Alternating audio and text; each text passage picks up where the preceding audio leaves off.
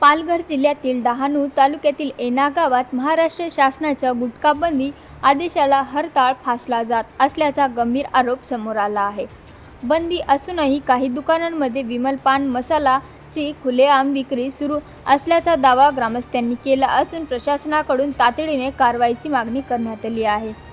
डहाणू तालुक्यातील ग्रामपंचायत रणकोला अंतर्गत येणाऱ्या एना गावात काही किराणा दुकानांमधून प्रतिबंधित विमल पान मसाला आणि तंबाखूजन्य पदार्थांची विक्री सुरू असल्याचा आरोप करण्यात आला आहे।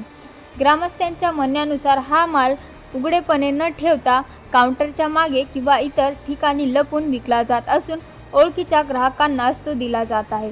शासनाच्या बंदीनंतरही हे पाऊच जास्त दराने विकले जात असल्याने काही विक्रेते अवैध नफा कमवत असल्याचाही आरोप आहे। यामुळे तरुण पिढी व्यसनाधीन होत असून सार्वजनिक आरोग्याचा प्रश्न अधिक गंभीर बनत असल्याची चिंता नागरिकांनी व्यक्त केली आहे। दरम्यान राज्यभरात गुटखा विक्रेत्यांवर कारवाई सुरू असताना एना गावात अशा प्रकारे विक्री कशी सुरू आहे असा सवाल ग्रामस्थ उपस्थित करत आहेत। संबंधित यंत्रणांनी तातडीने छापेमारी करून दोषींवर कठोर कारवाई करावी अशी मागणी नागरिकांकडून झाली आहे।